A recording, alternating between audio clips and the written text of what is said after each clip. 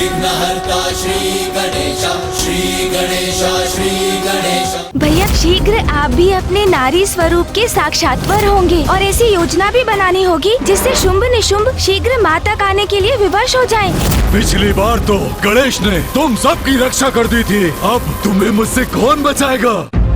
अपने समान अन्य देवताओं में भी नारी शक्ति को जागृत करो।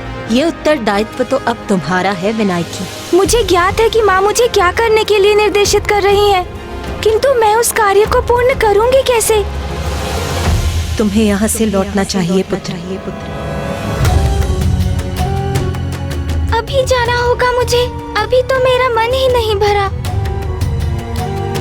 किंतु माँ का आदेश है तो उसका पालन तो करना ही होगा। प्रणाम माता।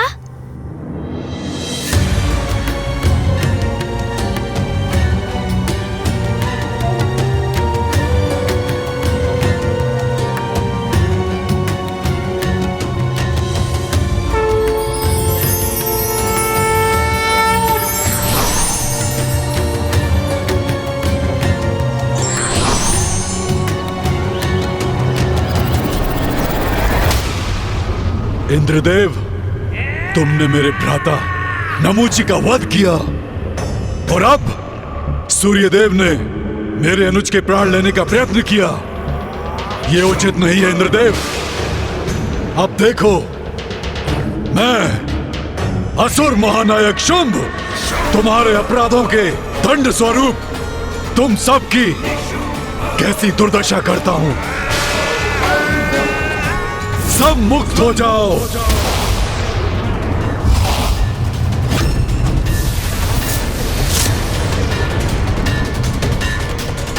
इसने हमें अपने स्तंभन से मुक्त क्यों किया? मैंने तुम्हें मुक्त अवश्य किया है इंद्रदेव, परंतु इससे प्रसन्न होने की कोई आवश्यकता नहीं। यदि मैं तुम सबको स्तंभित करके छोड़ देता तो तुम स्थिर रह जाते, किंतु मैं तुम्हें निरंतर प्रताड़ित कर तुम सबसे अपना प्रतिशोध लूंगा। तुम सबको मैंने मुक्त किया है पुनः बंदी बनाने के लिए।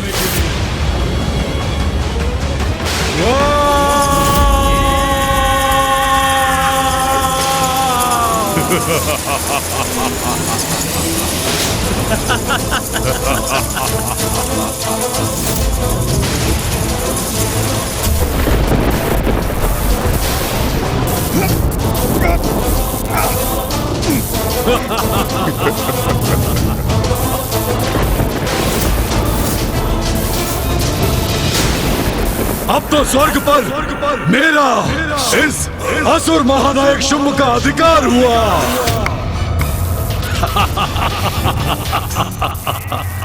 पिछली बार तो प्रथम पूज्य गणेश ने तुम सबकी रक्षा कर दी थी, अब कहाँ है वो? अब तुम्हें मुझसे कौन बचाएगा? इंद्रदेव?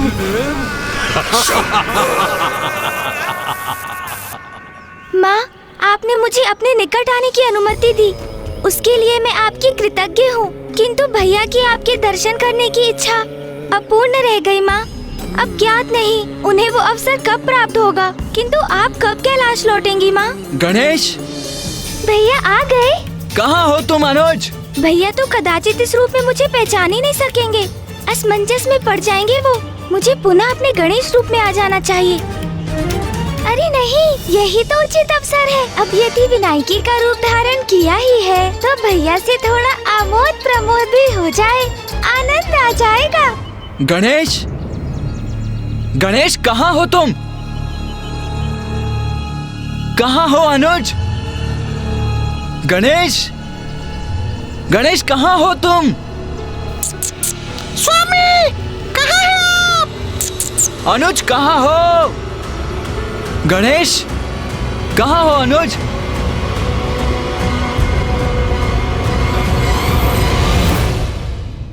देवी। हाँ जी। क्या आपने? कितना मधुर स्वर है आपका। कौन हो सकती है ये स्त्री? सुनकर मेरा मन तो अति आनंदित हो गया। पुनः कुछ कहिए ना। अकस्मात इस प्रकार आपके समक्ष आने के लिए मैं क्षमा चाहता हूँ, किंतु यहाँ आने का मेरा केवल एक ही प्रयोजन था, अपने भ्राता को ढूंढना। अब वो यहाँ नहीं है तो हम आगे बढ़ते हैं। चलिए मूषक जी, हम आगे ढूंढते हैं। अरे नहीं नहीं नहीं ना, भला ऐसे क्यों जा रहे हैं आप? अकस्मात आने का अपराध किया है आपने, तो अचानक जाने के दोष से तो मुक्त होइए। ऐसे मत जाइए, कुछ बोलिए ना, कुछ ना कुछ बोलते रहिए ना। ये क्या कह रही हैं आप? देखिए, मेरे पास इन सब के लिए समय नहीं है। आप जो भी हैं देवी, मैं आपका अपमान नहीं करना चाहता हूँ, इसीलिए। अरे ये क्या हो रहा है आपको? आपका संतुलन क्यों बिगड़ता जा रहा है? स्वयं को संभालिए देवी। कैसे संभालूं अपने आप को?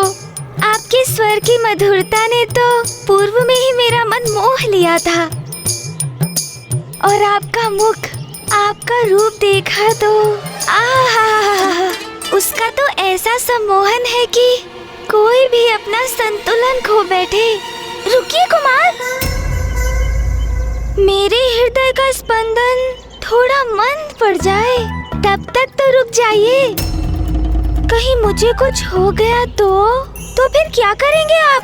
ओहो, कहाँ फंस गया मैं? अब इस स्त्री से पीछा कैसे छुड़ाऊं मैं? कुछ भी नहीं होगा आपको।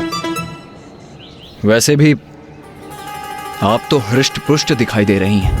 अच्छा, हृष्ट पुष्ट तो दृष्टि पड़ ही गई, तो क्या मैं आपको भाग गई हूँ? अच्छा ये तो बताइए, आपका विवाह हो गया क्या? नहीं नहीं देवी, ये तो अपना कर्तव्य निभाने में ही व्यस्त रहते हैं। विवाह का समय ही कहाँ है इनके पास? प्रभु अभी तक दिखे ही नहीं। ये तो अत्यंत शुभ समाचार है। आपको ज्ञात है, मेरी जन्म कुंडली के अनुसार विंध्याचल पर्वत पर मेरे द्वारा पुष्प तोड़ते समय अत्यंत सुंदर और तेजस्वी कुमार का आगमन लिखा है, और ये भी कि वो कुमार महादेव और देवी पार्वती के पुत्र होंगे, और उन्हीं कुमार से मेरा विवाह भी होगा। अरे ये तो पीछे ही पड़ गई है देवी। ये क्या कह रही हैं आप? अपनी मर्यादा की सीमा में रहिए। आपसे 2 संवाद हुए नहीं और आप तो विवाह तक पहुंच गई। किंतु हृदय तो कभी असत्य नहीं कहता कुमार। आप ही है ना महादेव और माता पार्वती के वो पुत्र? बोलिए ना। हाँ, ये तो वही है, माता पार्वती और महादेव के पुत्र कुमार कार्तिकेय। अरे मूषक जी, आप तो और संकट में डाल देंगे। देखा, मुझे जो आभास हुआ था वो सत्य भी था। स्वामी, मेरे स्वामी, आप अंततः मिल ही गए मुझे। कितनी प्रतीक्षा करवाई मुझे, किंतु कोई बात नहीं। अब तो मैं आपको अपनी दृष्टि से कहीं दूर जाने नहीं दूंगी। गणेश कहाँ रह गया? मेरा अनुज क्या कम संकट उत्पन्न करता है जो अब इस स्त्री से भी भिड़ंत हो गई है मेरी?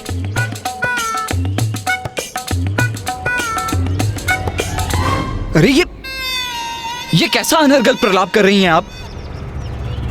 मैं किसी का स्वामी नहीं हूँ और ना ही किसी का स्वामी बनने की कोई इच्छा रखता हूँ। नहीं नहीं स्वामी, ऐसा मत कहिए। नियति को कैसे नकार सकते हैं आप? आपको तो मुझसे विवाह करना ही होगा। देखिए तो सही, मैंने तो अपने मन में आपको अपना स्वामी ही मान लिया है।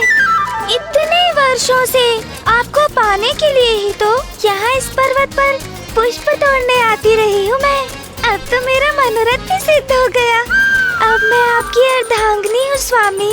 यहाँ रुककर एक क्षण भी व्यर्थ नहीं करूँगा मैं। चलिए मूषक जी। जी कार्तिकेय जी। भैया, आपको ऐसे नहीं जाने दूंगी मैं। अंततः प्राण छूटे उस स्त्री से किसी प्रकार पीछा छुड़ा के। रक्षा करो, कोई मेरी रक्षा करो, कोई मेरी रक्षा करो। ये तो उसी स्त्री का स्वर है। क्या संकट आया होगा उस पर? मूषक जी, हमें उनकी सहायता करनी चाहिए। चलिए। हाँ, चलिए कार्तिकेय जी। रक्षा करो, कोई मेरी रक्षा करो। इसे देखकर तो ये प्रतीत नहीं होता कि ये किसी संकट में है। फिर ये बचाओ बचाओ की चित्कार क्यों कर रही है? रक्षा करो, मेरी कोई रक्षा करो। क्या हुआ?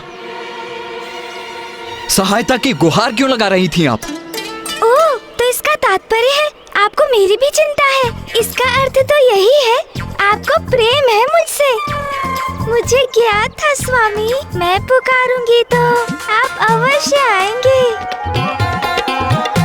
किंतु मुझे क्षमा कर दीजिए स्वामी, मैं तो बस अपने इस विश्वास की पुष्टि कर रही थी। किंतु स्वामी, ये तो प्रमाणित हो गया कि आपके हृदय में मेरे लिए स्थान है। मुझे आपसे कोई प्रेम वेम नहीं है। मैं तो आपसे परिचित तक नहीं हूँ। मुझे रिझाने का व्यर्थ प्रयास कर रही हैं आप।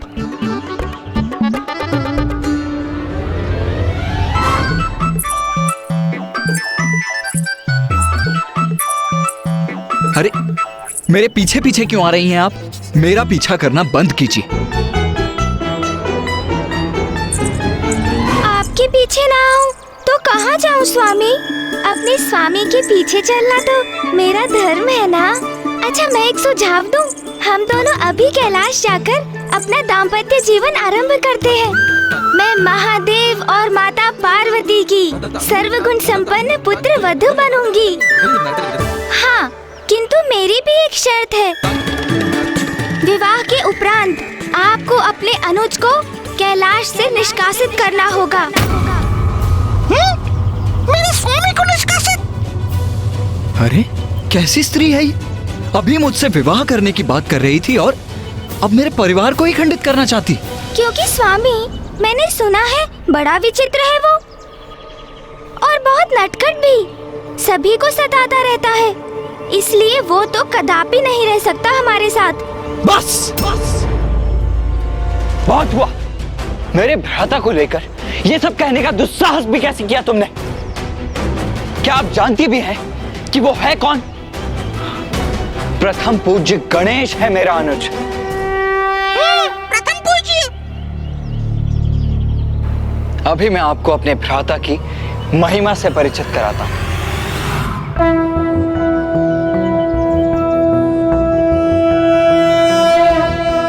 प्रणम्यं शिरसा देव गौरीपुत्रं विनायकं भक्तावासं स्मर नित्यं आयुः कामार्थसिद्धये।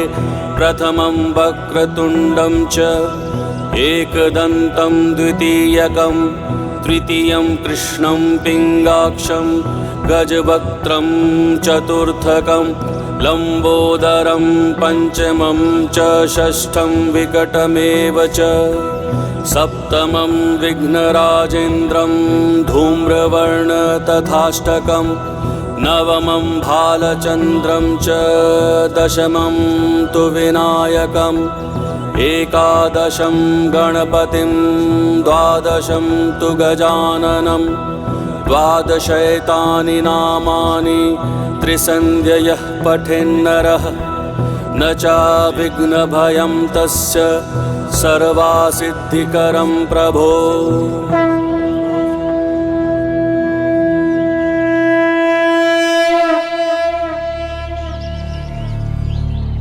ऐसा है मेरा गणेश और ऐसी है उसकी महानता।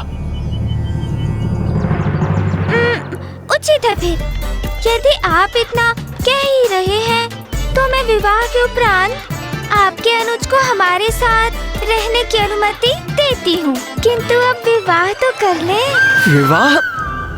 कैसा विवाह? कौन सा विवाह? गणेश, कहाँ हो तुम? तुम्हें ढूंढते ढूंढते ये किस कठिनाई में फंस गया मैं।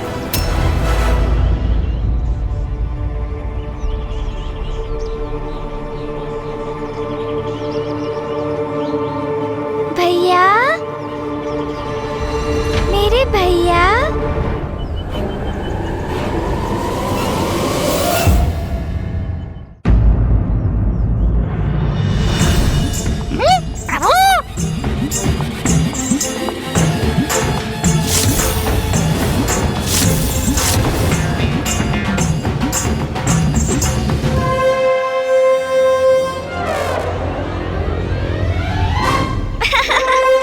गणेश, तुम इस रूप में? ये सब क्या है? तुम गणेश ही हो ना? हाँ भैया, मैं गणेश ही हूँ। किंतु गणेश, तुम इस रूप में क्यों हो? हाँ, बताती हूँ भैया कि वास्तव में क्या हुआ था। यदि तुम्हें मुझसे भेंट करनी है तो तुम्हें भी नारी रूप धारण कर यहाँ आना होगा, अन्यथा तुम्हारा यहाँ आना असंभव है। पुत्र गणेश, तुम्हें भी अपने भीतर के उस नारी तत्व को उजागर कर स्त्री रूप धारण कर माता के पास पहुंचना होगा। तुम्हारे इस नारी रूप को जगत विनायकी के नाम से जानेगा। अद्भुत! आपके इस रूप के दर्शन पाकर मैं कृतार्थ हुआ प्रथम पूज्य गणेश जी।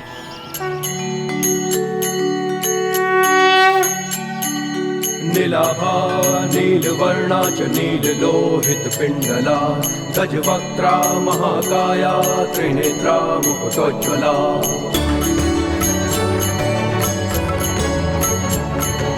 लंबोदरा स्थूलहलस्वा चतुर्भुज कृपायुधा मोदकं दशनमुपामे पशुं सूत्रं च दक्षिणे वनमाला शिरे तस्या वर्णहारावलम्बिनी आत्मपृष्ठसमारूढा सर्वाभरणमण्डिता विनायकी महादेवी गज चर्म परीक्षदा विनायकी महादेवी गज चर्म परीक्षदा विनायकी महादेवी गज चर्म परीक्षदा विनायकी महादेवी गज चर्म परीक्षदा।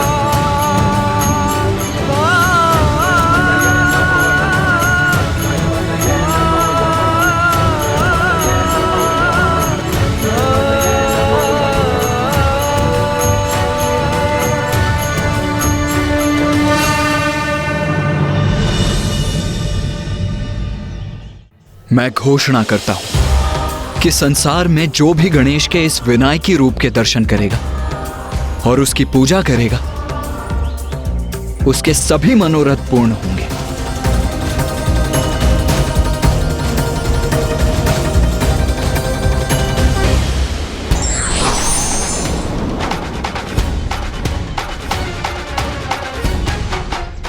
भैया, मुझे क्षमा कर दीजिए, मैं तो बस आपके साथ परिहास कर रहा था। किंतु क्या करता भैया, इतना सुनहरा अवसर जो प्राप्त हुआ था तो उसे कैसे गंवाता मैं? फिर उन स्त्री ने भी तो कहा था कि गणेश बहुत नटखट है। चलो, कठिनाई के इस समय में मेरे कारण तुम आनंदित तो हुए। मुझे क्षमा कीजिए भैया, मैं स्वयं को रोक नहीं सका। अच्छा, अब ये बताओ कि माँ से भेंट हुई तुम्हारी? कैसी है वो? क्या कहा उन्होंने? माँ से भेंट तो हुई मेरी, वो यहीं इस विंध्याचल पर्वत पर ध्यानस्थ है।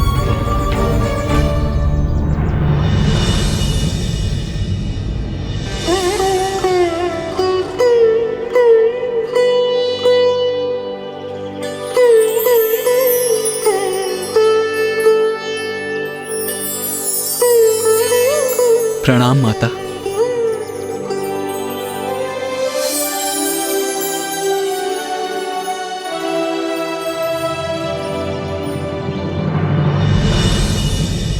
किंतु गणेश, ये तो बताओ कि माँ ने तुमसे कहा क्या? क्या तुमने उनसे शुंभ निशुंभ से उत्पन्न महासंकट की चर्चा की? भैया, माँ ने कहा कि तुमने अपना विनायकी रूप मुझसे भेंट करने के लिए धारण नहीं किया है। इसके पीछे एक बहुत बड़ा कारण है। अपने समान अन्य देवताओं में भी नारी शक्ति को जागृत करो और शुंभ निशुंभ को मुझ तक आने को विवश करो। माँ ने मुझे जो दायित्व सौंपा है उसे निभाने का आरंभ मैं भैया से ही करता हूँ। भैया, थोड़ी प्रतीक्षा कीजिए, शीघ्र आप भी अपने नारी स्वरूप के साक्षात्कार होंगे। उचित है गणेश, किंतु मैं तो अपने इसी रूप में सक्षम हूँ, तो मुझे नारी रूप धारण करने की क्या आवश्यकता है? आवश्यकता है भैया, आवश्यकता है। मैंने भी यही पूछा था माँ से भैया, किंतु उन्होंने मुझे समझाया, जो नारी समस्त संसार को जन्म देती है उस नारीत्व से बड़ी कोई शक्ति नहीं होती। शुंभ निशुंभ का वध करने के लिए ये आवश्यक है। आपको उसका वरदान ज्ञात है ना भैया? उस वरदान को निष्फल करने के लिए हम सभी को अपने भीतर की नारी और उसकी शक्ति को जागृत करना होगा। तभी हम इन असुरों के वध में सहायक बनेंगे। तब तो हमें यथाशीघ्र ऋषि मार्कंडेय जी के पास लौटना चाहिए।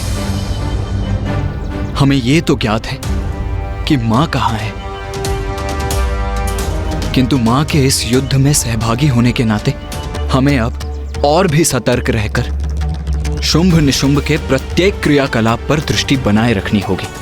हाँ भैया, और ऐसी योजना भी बनानी होगी जिससे शुंभ निशुंभ शीघ्र माँ तक आने के लिए विवश हो जाएं। छल से स्वर्ग पर तो अपना अधिकार स्थापित करने का प्रयास कर ही चुके हैं शुंभ निशुंभ। ज्ञात नहीं अब वो कौन सी चाल चलने की तैयारी कर रहे हो।